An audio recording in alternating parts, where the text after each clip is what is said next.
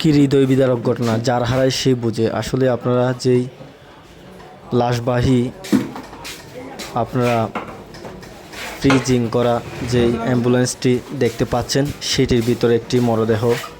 আসলে আপনারা হয়তো ফেসবুকের মধ্যে দেখতে পেয়েছেন, আপনারা যে রাবার বাগানের মধ্যে একটা যেই অ্যাসিড মিশ্রিত পানি খাওয়ার মাধ্যমে যেই মানুষটা মারা গেছে, ওনার স্বজনরা ওনাকে একটু দেখতে আসছে।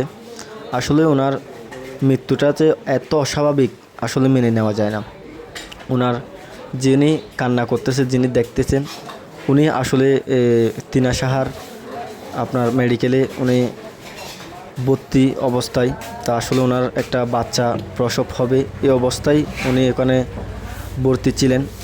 মতো অবস্থায় বউকে দেখতে আসাতে তাড়াহুড়া করে ভাতকে পানি পান করবে, এই সময় উনি আসলে পানির মধ্যে কি বন্ধুরা কি মিশ্রিত করে দিয়েছে অ্যাসিড, নাকি উনি ভুলবশত খেয়ে ফেলেছে, আসলে আদৌ এখনও জানা যায়নি।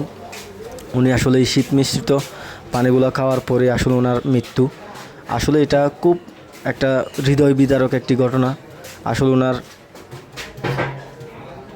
যেই অস্বাভাবিক মৃত্যু, আসলে ওনার স্বজন এবং ওনার আসলে সন্তান একটা জন্মগ্রহণ করে। আসলে দেখেন, উনি মারা যাওয়ার কিন্তু আধা ঘন্টা পরেই ওনার ছেলে সন্তানটি জন্মগ্রহণ করেন।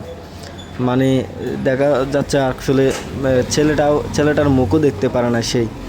আসলে একটা কী কষ্ট, মানে আসলে মানুষ একটু মানে বোঝা মুশকিল হয়ে যায় কে কার আগে চলে যায় পৃথিবী থেকে। আসলে এটা খুব একটা দুঃখজনক ঘটনা। আপনারা একটু চেষ্টা করবেন ওনার জন্য একটু দোয়া করার জন্য।